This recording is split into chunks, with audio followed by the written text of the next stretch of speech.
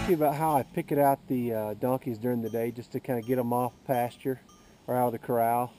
Give them some fresh grass so they don't eat that little small corral down over there. So what I've got here is a picket stake right there.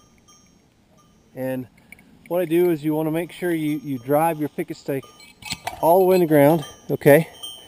And I've already driven this one all the way down, and you want to make sure it's driven all the way down. That way if the donkeys are walking around, they're not going to wrap up on the picket stake and make their rope shorter and shorter.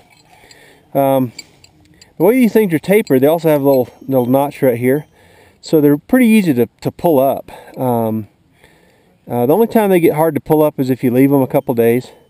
And if you do that, if you hit the top a couple times and drive it down, you know, another 1/4 of an inch, it pulls right out pretty easy.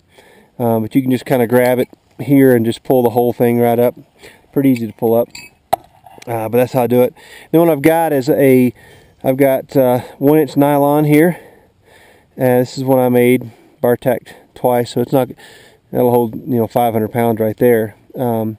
It's about 25 feet long, and then on the end of it I've got another loop, and I tie a bowline here so I can get it off easy, right?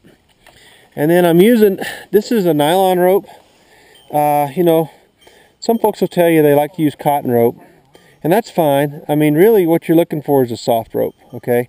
You just don't want, you know, to rub them raw there with a hard rope. And you know, out here in the back country, it rains a lot and it can stay damp, and so I really avoid cotton rope just because of that.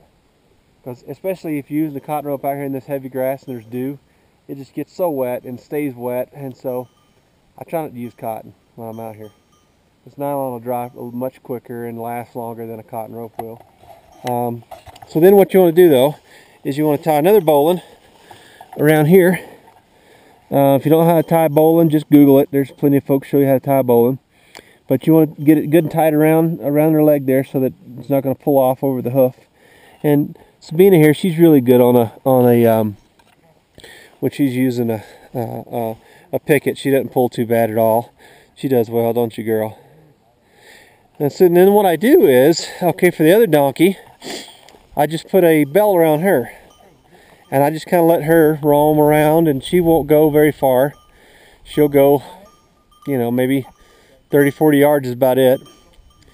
I use that Swedish bell there because instead of a cowbell, because the cowbell's got the sharp corners on it, right? And donkeys like to roll and, you know, take dust baths. So if you're using that Swedish bell, it doesn't have any sharp corners, and so it's going to protect her a little better and keep her digging in her neck if she does want to roll or lay down.